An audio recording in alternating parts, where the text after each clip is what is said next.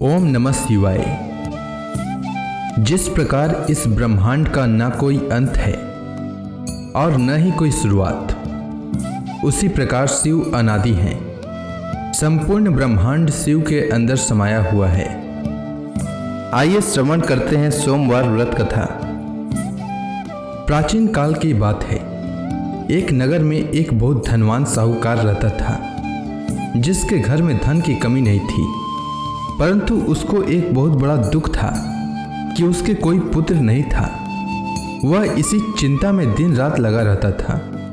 वह पुत्र की कामना के लिए प्रत्येक सोमवार को शिव जी का व्रत और पूजन किया करता था तथा सायंकाल को शिव मंदिर में जाकर शिव जी के सामने दीपक जलाया करता था। उसके इस भक्ति भाव को देखकर एक समय पार्वती जी ने शिव जी महाराज से कहा कि महाराज, यह साहूकार आपका अनन्य भक्त है और सदैव आपका व्रत और पूजन बड़ी श्रद्धा से करता है। इसकी मनोकामना पूर्ण करनी चाहिए। शिव जी ने कहा, हे पार्वती, यह संसार कर्म क्षेत्र है। जैसे किसान खेत में जैसा बीज बोता है वैसा ही फल काटता है, उसी तरह इस संसार में जैसा कर्म करते हैं वैसा ही फल भोगते हैं। पार्वती जी ने अत्यंत आग्रह से कहा, महाराज, जब यह आपका अनन्य भक्त है और इसको अगर किसी प्रकार का दुख है तो उसको अवश्य दूर करना चाहिए, क्योंकि आप सदैव अपने भक्तों पर दयालु होते हैं और उनके दुखों को दूर करते हैं। यदि आप ऐसा नहीं करेंगे तो मनुष्य आपकी सेवा तथा व्रत क्यों करेंगे। पार्वती जी का ऐसा आग्रह देख शिव जी महाराज कहने लगे, हे पार्वती, इसके कोई पुत्र नहीं है। इसी चिंता में यह अति दुखी रहता है। इसके भाग्य में पुत्र न होने पर भी इसको मैं पुत्र प्राप्ति का वर देता हूँ, परंतु यह पुत्र केवल 12 वर्ष तक जीवित रहेगा। इसके पश्चात वह मृत्यु को प्राप्त हो जाएगा। इससे अधिक मैं और इसके लिए कुछ नहीं कर सकता।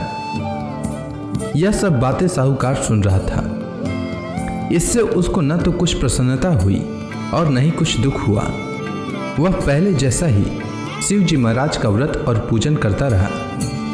कुछ काल व्यतीत हो जाने पर साहूकार की स्त्री गर्भवती हुई और 10वें महीने में उसके गर्भ से अति सुंदर पुत्र की प्राप्ति हुई।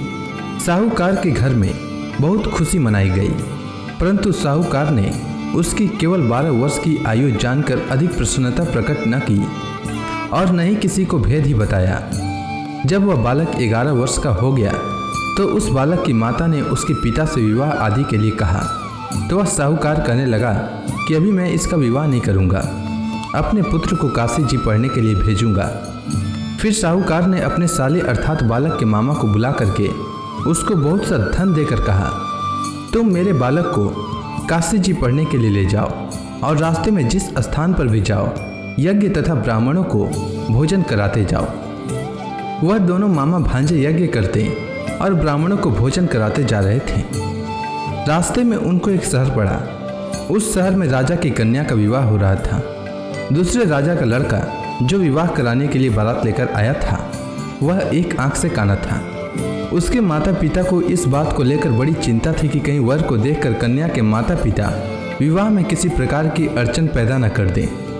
इस कारण जब उसने अति सुंदर सेठ के लड़के को देखा तो मन में विचार किया कि क्यों न दरवाजे के समय इस लड़के से वर का काम चलाया जाए। ऐसा विचार कर वर के पिता ने उस लड़के और मामा से बात की तो वे राजी हो गए। फिर उस लड़के को वर के कपड़े पहनाकर तथा घोड़ी पर चढ़ाकर दरवाजे पर ले गए और सब कार्य प्रसन्नता से पूर्ण हो गया।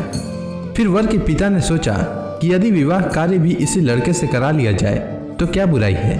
ऐसा विचार कर लड़के और उसके मामा से कहा, यदि आप फेरों का काम और कन्यादान के काम को भी करा दें तो आपकी बड़ी कृपा होगी और मैं इसके बदले में आपको बहुत कुछ धन दूंगा। तो उन्होंने स्वीकार कर लिया और विवाह कार्य भी बहुत अच्छी तरह से संपन्न हो गया।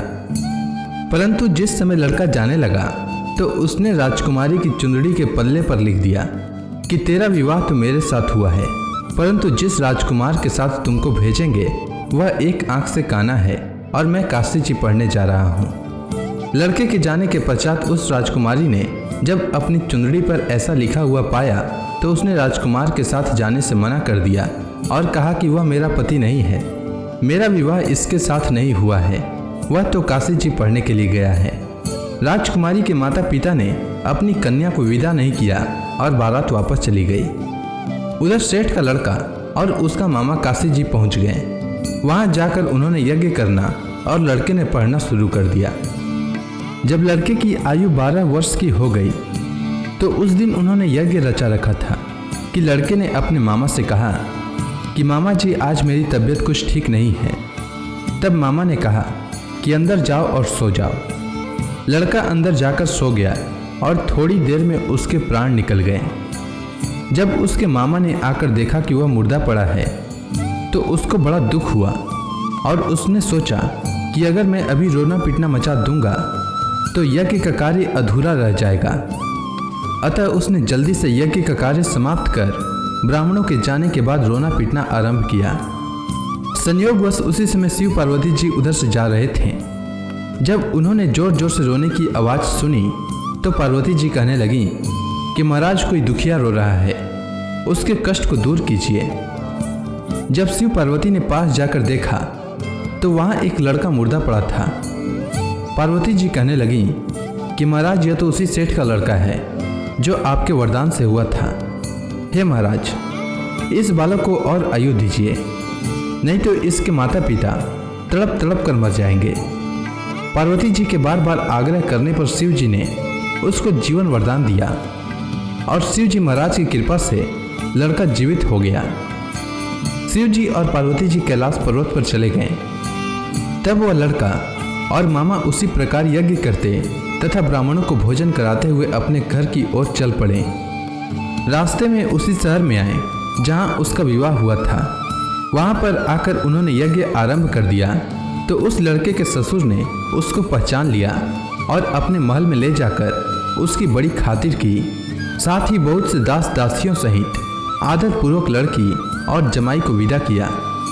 जब वह अपने शहर के निकट आए तो मामा ने कहा कि मैं पहले तुम्हारे घर जाकर खबर कर देता हूँ। जब उस लड़के का मामा घर पहुँचा तो लड़के के माता पिता घर की छत पर बैठे थे और यह प्रण कर रखा था कि यदि हमारा पुत्र सकुशल लौट आया तो हम राजी खुशी नीचे आ जाएंगे, नहीं तो छत से गिरकर अपने प्राण खो देंगे।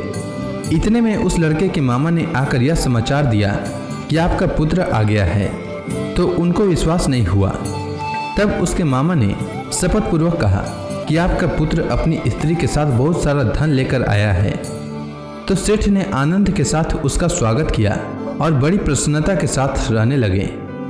इसी प्रकार से जो कोई भी सोमवार के व्रत को धारण करता है अथवा इस कथा को पढ़ता या सुनता है उसकी समस्त मनोकामनाएं पूर्ण होती है।